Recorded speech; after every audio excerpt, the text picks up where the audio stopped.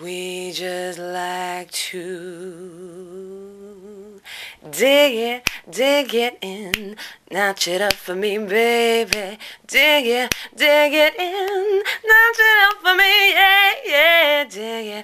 Dig it in, notch it up for me. Ooh. Hi, my name is Chad Chong. People call me The Chad. I love everything in life, especially sports. I play everything: basketball, soccer, golf, tennis, volleyball. Anything to do with balls, I play them.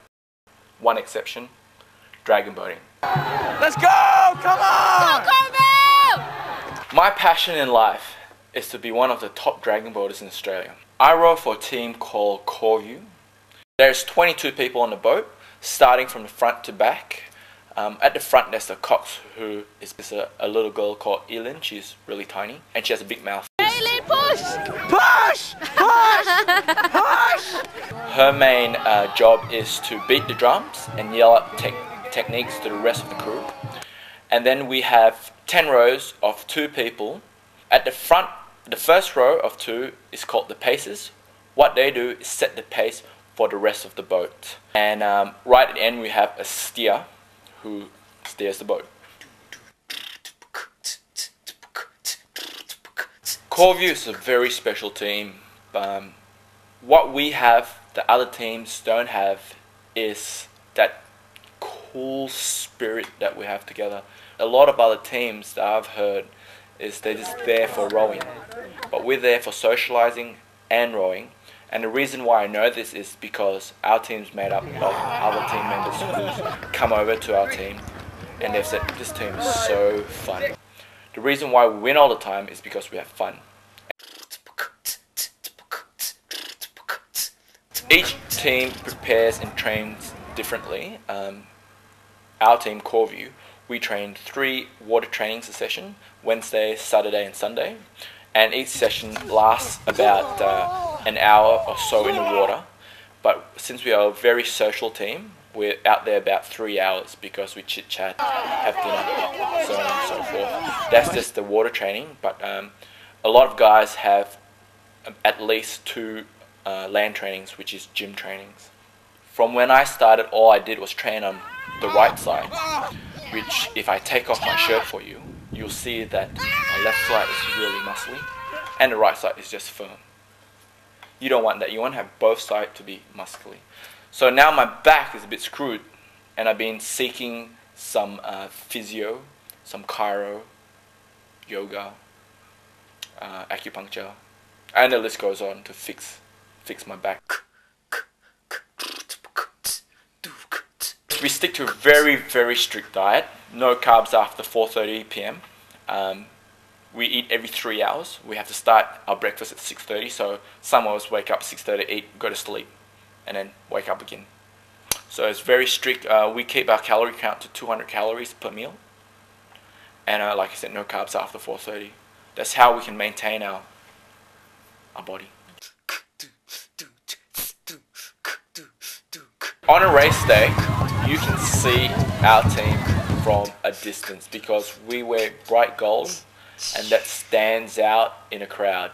Our coach tells us during a dragon boat training session that it's 90% physical, but once it comes down to actual race day, it's 90% mental. So when in the race, concentrate really hard on our strategy, get out there, get in a state of mind, and just row our heart out to win this race. Other times, I just think about food at the end. Some calls we have on the boat before we start is motivational, get people psyched up, as we say. For instance, we go, huuuh, what time is it? And the whole boat will go, game time! Ooh. Game time! C-O-R-V-U. What Rose like? It's just chatty baby, chatty baby, chatty baby. I came over when I was 8 years old from Malaysia. My accent changes because it's influenced from my parents and from my friends. For instance, when I speak to my parents, I speak with a Malaysian accent. For instance, Mama, what's the time, huh? Or with my friends, I'll say, mate, what's the time? So it just changes depending to who I speak to.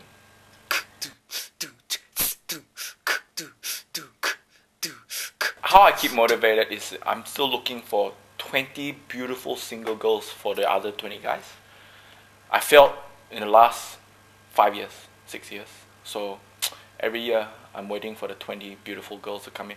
We have beautiful girls, so don't get offended, you girls out there. But the sports on the side, the chicks, is the main course.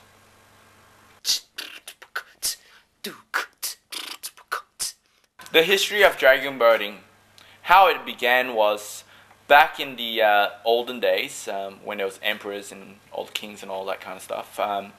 There was this guy called Guan Yin, and he was a poet.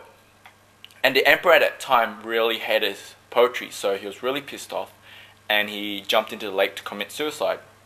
The emperor felt really sad, so what he did was send all his men in a boat with a drum up the front to scare away the fish, and they throw dumplings in the water so the fish will eat the dumpling instead of eat the poet guy. That's why in dragon boating, the autumn festivals and some events, you see people eating dumplings and rowing dragon boat. So that's how the history of dragon boat began, with a crap poet.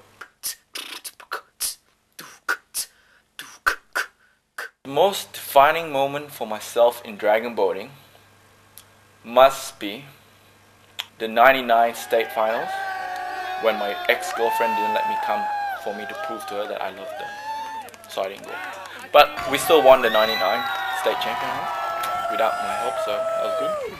It's not true that we row hard and play hard. We play hard and we row harder. Well, it's hard to say what I'm going to do in 10 years' time, but if I'm still involved in the sport, then I would say I'm a very lucky person. Dig it, ooh, dig it, yeah, dig it, come on, dig it for me one more time, dig it, notch it up, yeah, dig it, go, baby, come on, yeah.